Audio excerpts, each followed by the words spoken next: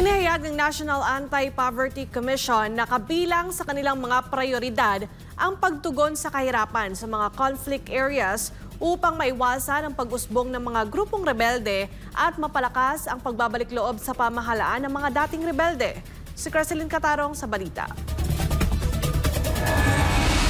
Itinuturing ng National Anti-Poverty Commission o NAPC ang mga lugar na apektado ng kaguluhan o tinatawag na conflict areas bilang isa sa mga pangunahing prioridad sa laban kontra kahirapan. Ayon kay NAPC Lead Convener Secretary Lopez Santos III, bahagi ng kanilang National Poverty Action Agenda ang pagtutok sa mga conflict areas upang mapigilan ang pag-usbong ng karahasan at rebelyon. Katuwang ng NAPC sa mga convergence program ang Office of the Presidential Advisor on Peace, Reconciliation and Unity o OPAPRU, pati na rin ang Department of Agriculture at ang National Task Force to End Local Communist Armed Conflict o NTF-ELCAC. Kamakailan, itinalaga ang NAPC bilang co-chair ng Sectoral Unification, Capacity Building, Empowerment and Mobilization Cluster ng NTF-ELCAC, isang hakbang na layong palakasin ang pagkakaisa sa pagitan ng mga sektor ng lipunan. Naniniwala si Santos na ang pag-usad ng kapayapaan ay nagsisimula sa pagbibigay ng edukasyon, hanap buhay at makataong serbisyo sa mga komunidad na matagal nang naiiwan.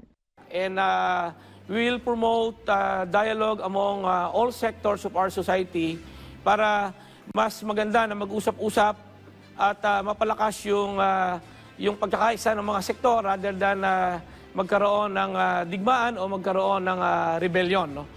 Ang rebellion ay ituon natin sa pakikipaglaban sa kahirapan.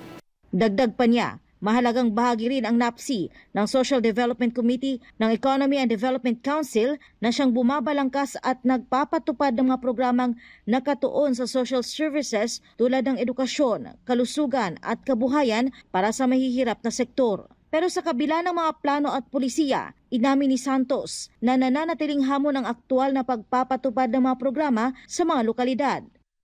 Ang real challenge ay nandoon sa implementation ng mga programa na inaprubahan ng Social Development Committee, which means nandoon sa ground, no? Sa local government units, sa mga communities at the regional level, nandoon yung challenge. And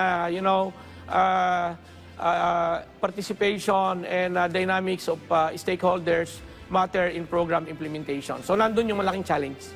Samantala, pinaigting ng NAPC ang pakikipag-ugnayan sa mga lokal na pamahalaan at mga sektor ng lipunan upang matiyak ang maayos na implementasyon ng mga programa.